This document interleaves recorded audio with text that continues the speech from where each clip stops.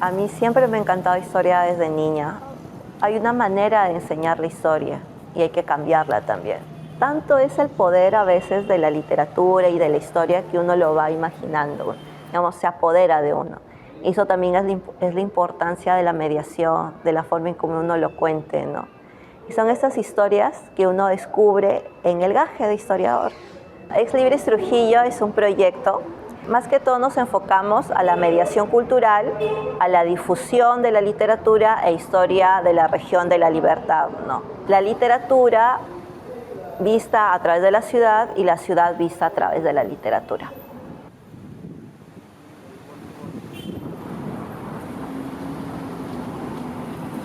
Mediados del siglo XIX, Fernando Casós publicó un libro que se llamaba Los amigos de Elena y que tiene que ver bastante con una relación amorosa entre Alejandro y nuestra protagonista Elena. Alejandro era un seminarista y justo el colegio seminario está acá a unas cuadras, ¿no? Y él vivía aquí, pero no se podían casar porque el padrastro de Elena lo impedía.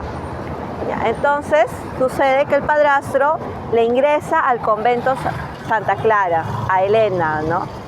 Para que no se case, pero justo como les he comentado, Alejandro vivía al frente y una manera de que los dos enamorados puedan conversar es que Elena sacaba un pequeño pañuelo, ¿no?, de la torre de su celda y Alejandro también se comunicaba, imagínense, en el segundo o tercer piso igualmente sacaba un pañuelo, ¿no? Y entre ellos se comunicaban. A veces Elena llevaba un crucifijo, a veces no.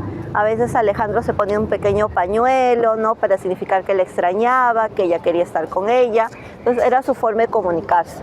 Pero justo en esos momentos ocurre la revolución o la sublevación de esclavos en el Valle. Es una historia histórica, sí, es literatura histórica, pero no sucedió en realidad. Algunos hechos sí, como la sublevación de esclavos. No llegaron a entrar los esclavos, pero sí sucedió. Pero Alejandro está basado supuestamente en el personaje del autor, que es Fernando Casós, que Fernando Casós sí vivió acá. Entonces, Alejandro tal vez haya sido él, pero no sabemos que se haya enamorado de una Elena, ¿no? Por eso es importante la historia. Tal vez por ahí alguien escucha o vea este video, se incentive, vaya a los archivos y realmente diga, existió realmente Elena, ¿no? Por eso es la historia.